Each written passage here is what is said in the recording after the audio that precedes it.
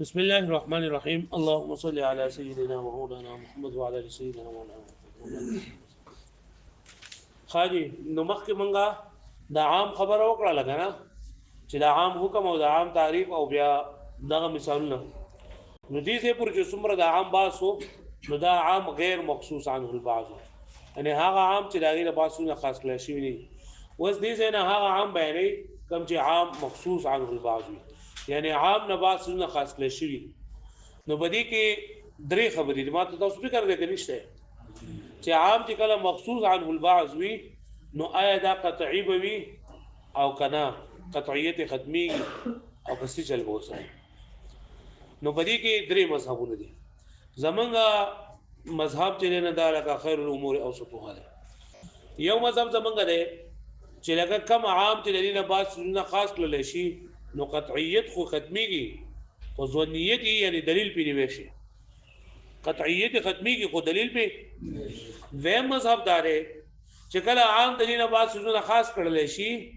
نو دا قطعیت هم ختميږي او دلیل تیم نشي وي او دریم مسلک داره چې کله عام د دین تخصیص خاص کړل شي نو کا قطعیت به هم په خپل ځای باندې وي او دلیل به هم نه وي پوه شو به باندې قطعیت به هم وي او دلیل به هم نه وي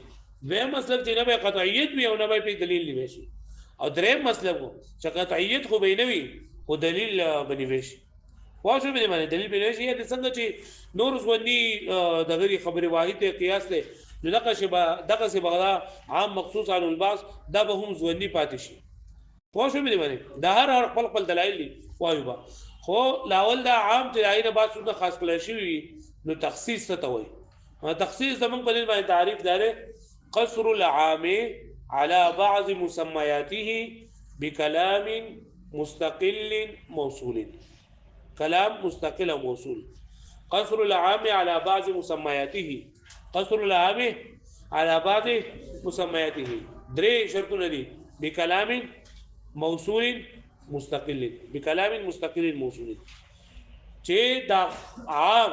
په بعض سيزونو باندې راګرول بعض سيزونه د عام د مراد غستل او چې دا بعض سيزونه ته وتري په کلام سره په کلام مستقل سره او په موصولا وي کلام ست ویلې کې کلام کو جو خبر وته وي نو په دې سره احتراز شو د دینه چې یو سیس د عام خاص کړل شي او کله عقل په ذریعہ سره وي یا د حس په ذریعہ سره وي یا عادت په ذریعہ سره وي نای ته منګه عام مخصوص عن الباس نه وي عام مخصوص عن الباس منګه دي ته وي چې کوم د کلام په ذریعہ سره شوی نمبر 2 د کلام مستقل په ذریعہ سره شوی کلام مستقل هغه ته ویلېږي چې هغه فائدہ د حکم ورکړي انفرادن یعنی کله چاته وې کنه نو بس حکم فائدہ ورکړي تا ته حکم ملاوي بری باندې او دریم دا شرط دی چې دا به موصول وي موصول یعنی یو ځای به تاسو ذکر کړی که یو ځای نه ذکر کړه مفصول دی ذکر کړه دا بیان سخت دی دا درې خبرې بیانې قصر العام على بعض مسمياته بكلام مستقل موصول صحیح شولا دا اوس بری کتاب کو تفصیل کو نو زمنګ پولیس باندې پرې هر چې عام داینه تخصیص خاص کړل شي نو هر څه با عام مخصوص عن البعض بنئ بلکې جهاله وي چې کله بګی دا درې خبرې امام شافعي رحمت الله علیه بس چې کله عام تخصیص خاص کړل شو نو اگر حس په ذریعہ سره کدا عقل په ذریعہ سره ک په کلام مستقل سره او ک بغیر مستقل سره او ک په دغه سره په موصول او ک موصول وای دا دغه ویل کیږي مخصوص عن التخصیص ورته ویل کیږي وای د سینه لا پوه شو به معنی وګورئ دغه په بیا مخکې ثم ان المصنف رحمت الله عليه چې مصنف رحمت الله عليه چې کله فارغ شو عن بیان العام غیر المخصوص دا هغه عام نه د بیان د هغه عام نه چې د هغې نه سیزونه نو خاص کړلی شوي نو شرعه و شروع وکړله فی بیان العام المخصوص په بیان د عام مخصوص کې و اورد فيه ثلاثه مذاهب او په دې کې څو مذاهب راوړي دي درې یو به معتدل یو مبني علی الافراد او یو مبني په تفرید باندې وبین كل مذهب او دا بیان کړل هر یو مذهب بدلیل په یو دلیل سره وشبهه بمسألة فقهية او دا هر یو تشبیه ورکړی د په یو فقهي مسلې سره نو فقال فرمای دا اولنې مسلک دا اولنې مسلک زمونږ دی چې کوم چې معتدل له فإن لحقه خصوص کچرتا په عام پوری یوځای شي خصوص هغه خصوص که معلوم او که مجهول وي مثال به ما احل الله البيع وحرم الربا بول که خصوص معلوم او که مجهول وي نو لا يبقى قطعيا دا عام قطعي نوي لكنه لا يسقط الاحتجاج به لیکن دلیل نیول به هم باغی سره نساقط کیږي لیکن دلیل نیول به باغی سره هم نساقط کیږي نو دا د دې یو مذهب نه تر نور په مذهبونو معلومول شي د مذهب سره چې قطعي به هم وي او دلیل په هم نیوي شي او درې مذهب سره چې نه به قطعي وي او نه به دلیل هغه پوه شوي نو دا درمیانه مذهب اي فخبر باندې دا تفصیل کوي وان لحق هذا العام الذي كتب ملحق شو ده عام الذي عام كان قطعيا قطعي مخصص معلوم المراد او مجهول المراد كمخصص معلوم المراد او كمجهول المراد يعني كم څه خاص کړل شوی دی کدا معلوم او کسوي مجهول وي نو فالمختار غره مسلک داره انه لا يبقى قطعيته چې باقی نه پاتې کی قطعیت ده ولكن يجب العمل به لیکن واجب دی عمل پر سره كما هو شان سائر الدلائل الظنيه لکه څنګه چې حال د نور دلائل ظنيه ده او نور دلائل ظنيه څه شي ده من بیانيه من خبر الواحد والقياس لکه خبر واحد شو قياس وصلك الى تخصيص ته وي او تخصيص في الاصطلاح تخصیص په اصطلاح کې زمنګ په نسبانه هو قصر العام دا راګیرول د عام دي على بعض مسمياته په بعض مسميات باندې په بعض مسميات افراد بكلام مستقل موصول په کلام سره کو چا کلام سوي مستقل وي او دویم نمبر کلام وی یا ولې قید کلام دې دویم مستقل وي او دریم صحیح فإن لم يكن كلاما پس کچته دا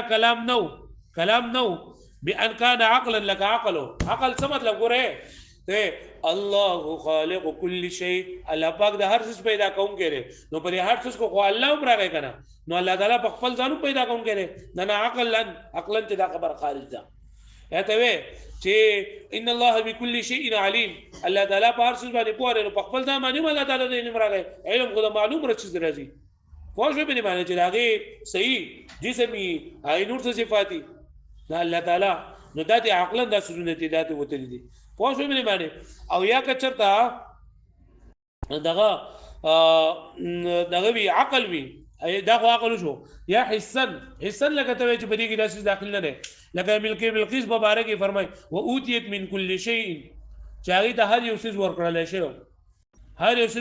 شو مطلب دا دی چې کوم څه د بچاهت لپاره ضروري دی هغه ورته ورکړل شوی دي کنه کل شی خو هر یو څه دی نو د سړي چې کوم اندامونه دي هغه بلقیس ته نه ورکړل شوی هرڅ نور سړي څه خبرې دي دا ول نه دی ورکړل شي نو دا حسن دی نه دغه هر څه دې انداتي وته دي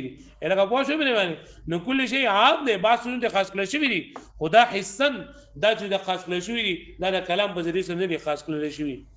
لکه پوه شو به معنی او یا به عادتا د دې نه اوس خاص کړل شوی لکه ورستو تاسو په دې شاشه کې ویل دي په فقہ کې ویل دي ورستو په دې کې موای چې سړی قسم وکړو چې لا یاکل راسا دې بسر نه خوري نو هدي نه چنچونو سر دې نه مرادو بلکې هغه سر دې مراد ده کوم چې په بازار کې خرڅولېږي په تنورونو کې پخولېږي په هغه زمانه کې هغه سر دې مراد عام سر دې نه مرادو په دې خبره باندې پوه شئ تاسو نو اوس ګوره دا سودونه د عقل په ذریعہ سره او د حس په ذریعہ سره د عام نه خاص کړل شي وي نو دا به دې مراد لکه پوه شئ به باندې ها او خادم دا وش وځه او بیا وی کلام چې نه کنه دا په موصول وي کلام به سوي مستقل وي مستقل څه مطلب دی مستقل دی ته وای کنه یعنی داسې کلام چې هغه انفرادن د حکم فائدہ ور کوي نو په استثناء سره چې نو دا کلام غیر مستقل دی یا دا شان دی نسخ چې نسخ دا کلام غیر مستقل دی استثناء لګته ثم اتم الصيام الى الليل ثم اتي دا وس غایې د ودینه ثم اتم تاسو روزي پوره کوي د شپې پوره نو ته دا معلومه شي چې شپې روزي نشته نه خدا د غایې په ذریعہ سره دا موږ ته پته ولګیږي د کلام مستقل په ذریعہ سره موږ ته پته ونه لګیږي یا ته انت طالق ان دخلت الدار نو لا انت طالق نو وجنه خو طلاق ملو شو ان دخلت الدار دې ونه مخکره حکم دا د درې مثال ان دخلت الدار دا مثال لکه پوه شو جاءني القوم الا زيدا ته جاءني القوم الا زيدا نو دا ما خواته ټول قوم راغی مگر زید را نه غی نو دا راتللو دا حکم اول عام ته شامل قوم ته شاملو زید دی وستو نو دا خو عام مخصوص عن البعض شو نشو ځکه چې کلام مستقل نه دی استثناء او غايه دا کلام مستقل نه وي لکه پوه شوي نو فإن لم يكن كلاما كترتنوي دا كم مخصص دا كلام نوي كلام نوي سببي بأن كان عقلا يا بعقل وي لقد خالق كل شيء مثال منغوي او حسا يا بحسبي لقد حس لپاره مثال جو منغا اوتيت من كل شيء بالقيس او عادة يا عادة لك لا ياكل راسا او نحو لم يكن تخصيصا اصطلاحيا ودا خو تخصيص ده خو اصطلاحي تخصيص دا نه ده ها پوه ولم يصير ظنيا او په دې باندې بدا ظني هم نه ګرځي ها وكذا ان لم يكن مستقلا دا رنګ چې دا کلام وي خو کلام مستقل وي نو بیا هم هغه تخصیص اصطلاحي نه وي بل كان بغایت لك بغایت سره وي لکه ما مثال وي ثم اتم الصيام الى الليل یا په شرط سره وي لکه انت طالقون ان دخلت الدار او یا په استثناء سره وي په استثناء سره لکه دغه ته وي چې جاءني القوم الا زيدا یا په صفت سره وي لکه د فی الابل سائمه زکات لکه پوه شو مې باندې وسيجيء تفاصيلها ودري ټول تفصیلونه بتا ته رسول شیل دغه بیا ده کې وکذا ان لم يكن موصولا او دریم نمبر شرط دا چې دا کلام مستقل بوي خو موصول بوي که موصول نو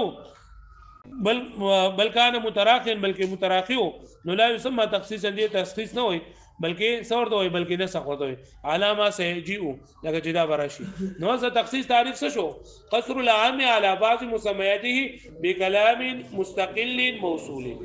ټیک شو نه پرې پوه شوي وهكذا قالوا د سيدي علماء کرام ویلي دي وعند الشافعي رحمه الله فرمای كل ذلك يسمى تخصيصا دي ټولو ته تخصيص وي ولي لانه عنده زکد ابن زمانه تخصيص ته وي قصر العام على بعض المسميات راغيرول د عام په بعض افراد د دې باندې مطلقا وكثيرا ما يطلق تخصيص او ډیر کړه ته اطلاق ولګي د تخصيص على المتراقب متراقب دي مجازا یعنی چې دغه کنه په کلام مفصول لاغلي واغی ته هم زمون بنسبت باندې قصر ویلګي کو خدای ته قصر ویل نه مجازا دي ونظير الخصوص المعلوم والمجهول وس مثال ذکر کړي چې کوم څه ته خاص کړی شوی دی کنه هغه یا معلوم یا مجهول وي د دې باندې لپاره مثال لکه الله تعالی فرمای احل الله البيع وحرم الربا چې الله تعالی بیع حلال کړی دا او ربا یې سکړی دا حرام کړی دا نو اوس ګوره بیع خودی ته ویل کېږي زیادت ته ویل کېږي کنه مبادله المال بالمال بالتراجي بطريقه التجاره او د بیع مقصد هم دا دی چې انسان ته زیادت ملو شي د بیع مقصد سره چې زیادت ملو شي نو الله تعالی وی احل الله البيع بیع الله تعالی حلال کړی دا او حرم الربا سود حرام کړی نو دا بیع حقوقي د دې لپاره د زیاتواله حاصل کی او ربا چې نه دا الله تعالی حرام کړی دا اوس د دې ربا نه معلوم مطلب دی نو دا اول دا مخصص دا مجهول او المخصص دا سو مجهول دا مخصص مجهول لپاره مثال چې دا کم څه خاص کړی شی مجهول خو بیا پیغمبر صلی الله علیه وسلم په یو قول سره داغه هغه تشریح وکړه چې الحنطه بالحنطه والشعير بالشعير والتمر بالتمر چې په دې شپږو سوزونو کې چې دا تاسو برابر سره او لاس په لاس خرڅوي او په دې کې زیاتواله دینداري باده نو په دې شپږو سوزونو کې خصوص وس معلوم شو په شپږو سوزونو کې خصوص شو اوس په دې شپږو سوزونو نه علاوه په نورو سوزونو کې درې اموال ربیه پته نه لګي چې کم مال کې ربا شته او په کم کې نشته دیو جن حضرت عمر دانو فرمایل چې خرج النبي صلی الله علیه وسلم ولم يبين لنا شافيا ابواب الربا چې پیغمبر صلی الله علیه وسلم موږ نه لاړو امو دې واضح بیانونه کو د ابواب الربا په اړه کې نو بیا یدي مجتهدین او امامانو هغه علتونه ذکر کړی دي علتونه زمون بنل باندې علت څه شه قوت مع الادخار دا کیل مع الوزن کیل مع الجنس او دا نو بنل باندې امام مالک رحمه الله قوت ادخار دی او امام شافعی رحمه الله علیه طعام د په مطعوماتو کې او ثمن نه په مسمونات وګورئ ونظير الخصوص المعلوم والمجهول او نظير د خصوص معلوم او مجهول قوله تعالى الله تعالى دا قول احل الله البيع وحرم الربا چې الله تعالی حلال کړی د بیع او سود حرام کړی فان البيع لفظ عام دا بیع چې دا لفظ عام دی خاجی لدخول لام الجنس وتا ته څنګه پته ولګیدا چې لا بیع لفظ عام دی نو په دې البيع باندې لام داخل شوی هغه لام جنسي هغه پر څه بودره کې یخته څنګه راشي ته پړتل دیواله او لاسونه دي ځنه لاندې کړی دي سبا به ټول اول ما ته تاوره ان شاء الله. حاجی اگر دې د جمعې ورځ ده کنات وي نو اول به ته ما ته سبق وای بیا بنات وي او کنه سبق وای لدخول الى بالجنس به وقد قص الله منه الربا او الله تعالی د دې نبی خاص کړی د سو ربا او ربا وهو في اللغه الفضل او دا ربا په لغت کې څه ته ویل کېږي زیاتوالی ته نو دا به خو کېږي د زیاتوالی لپاره نو علم يعلم پته نه لګي اي فضل يراد به چې دې نه کم یو زیاتوالی ته اراده کړی شوی دی لان البيع لم يشرع الا للفضل ځکه بیع نه مشروع مګر سره لپاره لم يشرع لنا مشروع لا شيء لما قد زيات ولا لپاره فهو حينئذ نو په دغه وخت دا نظیر د خصوصي مجهول شو واښو به معنی چې پته نه لګیږي چې څه شی ته خاص شوی دی ثم بينه النبي صلى الله عليه وسلم بقوله بیا پیغمبر صلی الله علیه وسلم دې وضاحت کړ الحنتتو بالحنتته په بعض کتابونو کې الحنتتو ده په بعض کې الحنتتا یا بعض حدیث په کتابونو کې یو نشته نو کته دا مبتدا جوړه الحنتتو بالحنتتين بیا با الحنتتو او کده دینه مکه تبيعوا محذوف راو باسي بيعوا الحنتته بيعوا الحنتته بالحنتته والشعير بالشعير نو بيعوا چې مکه کې بیا با الحنتته معطوف علی الشعير معطوف اولو پنځه معطوفات سره خپل معطوف علی دا بیا مفعول به شي صحیح شولا او کده چې معطوف علی سره خپل ټول معطوفات د مبتدا الحنتة بالحنتة دي خرڅول کېږي با غنم د غنمو په مقابله کې وربشي د وربشو په مقابله کې والتمر بالتمر کجوره د کجورو په مقابله کې او الملح بالملح او مال د مال په مقابله کې سره د سرو زرو کې او فیضه بالفیضه مثلا بمثل اللاس بلد سره برابر سرابر يدا بيد اللاس بلاس والفضل ربا زيادة ولا بقى فهو حينئذ نو بدغه وقت دا نظیر شو د خصوص معلوم ولكن لم يعلم لكن معلوم انه حال ما سوى اشياء السته البته يعني دريش فوق سجون علاوه النور احوال نو معلوم ولهذا قال عمر رضي الله تعالى عنه فرمى قرأ النبي صلى الله عليه وسلم عنا زمان نوته ولم يبين لنا ابواب الربا امنت وضاحت ونقول ابواب الربا اي بيانا شافيا شبيان شافي راته ونقول جابوري فاحتاجوا الى التعليل والاستنباط ندو محتاج ولا علماء کرام چیر د شپږ سوزونه ولې چې دغه دي ولې حرام کړی شوی دي نو بدی کې دو علتونه لټول شروع کړل او استنباط ته بګه فعلل ابو حنیفه رحمت الله علیه امام ابو حنیفه رحمت الله علیه سوچو کو تعلیل بګه دا کو بالقدر والجنس چې بدی کې دا سوزونه جنسي وي او مقدار وي نو د بګه دا راو باسل او وشافعي رحمت الله علیه بالطعم والثمنيه چې امام شافعي رحمت الله علیه په دې کې څلور سوزونه د خوراک دي او د بګه اثمان دي نو چې طعام د په مطعوماتو کې او ثمن د په اسمانو کې او مالک رحمت الله فرمای بالاقتياد والادخار چې د شپږ سوزونه چونکه دا ذخیره کول کېږي او د خوراک سوزونه دي نو کوم څه چې ذخیره کول کېږي او خوراک پکې کول کېږي دا نو دا به دغه پوښښ به باندې نو دا تاسو بیا په دې باندې مسائل پروس کول په اصول شاشي کې ویلي دي کنه چې لکه دا سیس د امام وز دغه چې دي کنه دا اگې چې دي نو په دې کې وز دغه شته کنيشته دوه د ټولو باندې په دې کې دغه